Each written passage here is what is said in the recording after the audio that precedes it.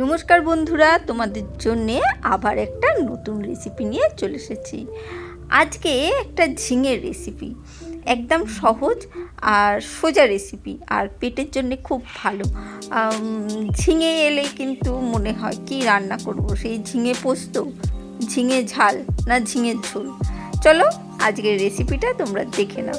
এখানে ছোলার ডাল ভিজিয়ে রেখেছি, মটর ডাল দিয়েও করতে পারো। ছোলার ডাল বেশ 6 ঘন্টা মতন ভিজিয়ে রেখেছি, 4-5 ঘন্টা করলেও হবে। সেটা মিক্সিতে ভালো করে পেস্ট করে নিয়েছি, একদম ভালো করে। তারপরে বাটির মধ্যে বের করে তার মধ্যে একটু লবণ দিয়ে দিলাম, দিয়ে এবারে ডালটাকে খুব ভালো করে ফেটিয়ে নিচ্ছি, খুব সুন্দর করে ফেটিয়ে তারপরে আমি এগুলোকে বড়া ভাজবো, সেই জন্য একটু ফেটিয়ে নিচ্ছি। তাহলে কি হয়, বড়াগুলো বেশ ফোলা ফোলা হবে, আর যখন রস দেবো বা ঝোলে দেবো তখন কিন্তু বড়াগুলোর ভেতর খুব সুন্দর রস ঢুকবে, একদম সেই রসগোল্লার মতন হয়ে যাবে। এখানে সর্ষের তেল আমি গরম করে নিয়েছি। এবারে ছোলার ডালের ব্যাটারটা ছোট ছোট বল আকারে আমি দিয়ে দিচ্ছি বড়া ভাজবো বলে। তোমরা সাদা তেলেও করতে পারো, আমি এখানে সর্ষের তেল ব্যবহার করেছি।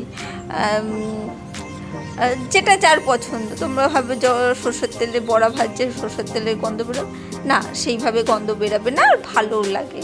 তোমরা খেয়ে দেখবে, কোনো অসুবিধা হবে না। ছোট ছোট করে একটু বড়াগুলো ভাজবো।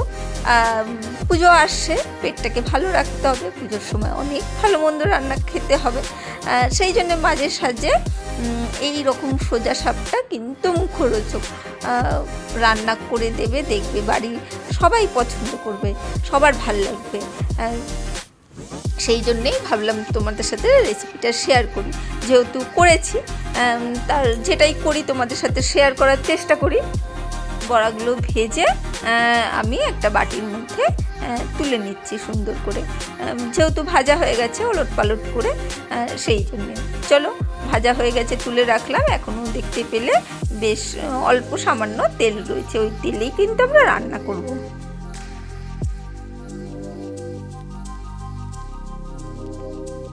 তেলের মধ্যে আমরা একটু কালো জিরে ফোড়ন দিয়ে দিলাম, দিয়ে এখানে আমি নিয়ে নিয়েছি আলুগুলোকে লম্বা লম্বা করে কেটেছি। আলুগুলোকে এখন ভেজে নেব, আর আলুগুলো যতক্ষণ ভাজা হচ্ছে মিডিয়াম ফ্লেম করে রেখেছি। এখানে শিলনোড়ার মধ্যে আমি একটু পোস্ত আর কাজু বাদাম ভিজিয়ে রেখেছি, সেইটা বেটে নেব।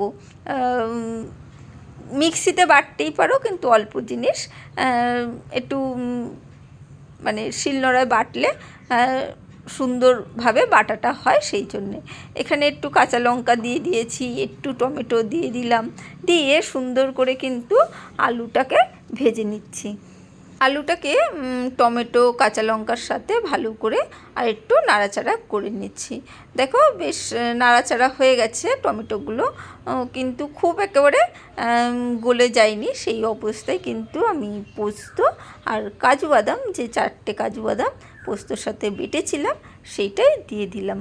আর ওই আগে দেখালাম ঝিঙেগুলো কিন্তু আমি একটু লম্বা লম্বা করে কেটে রেখেছি, ঠিক আছে? ওটা যখন দেবো তোমাদের দেখাবো।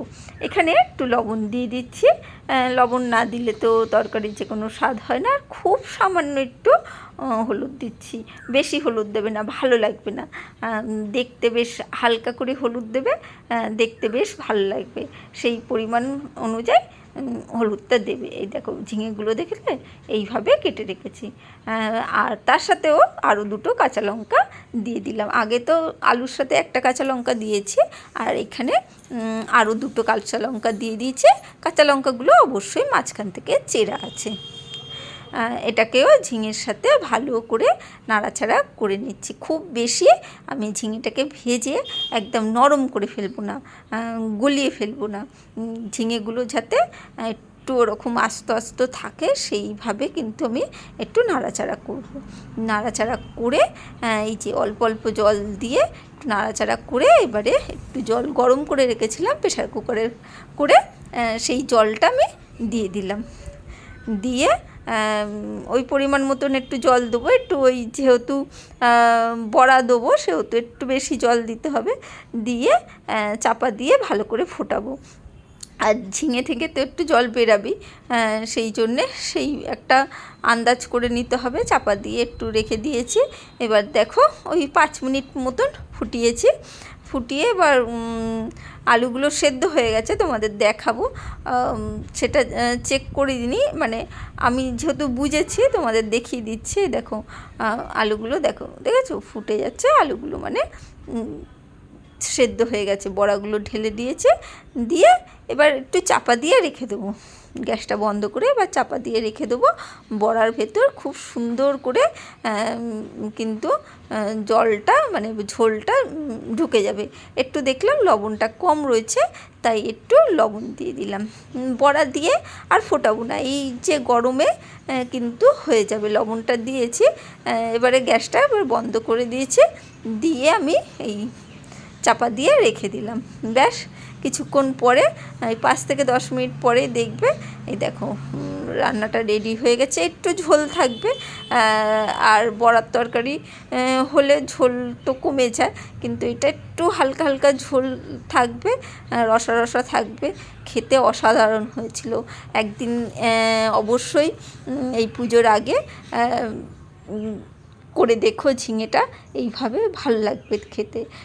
সত্যিকারের ঝিঙে এলে কিন্তু, এই ঝিঙে কাঁকরোল এইসব জিনিসগুলো এলে কিন্তু প্রচুর মানে চিন্তা করতে হয় যে নতুন কিছু করব কি। চলো আজকের জন্য টাটা, বাই বাই।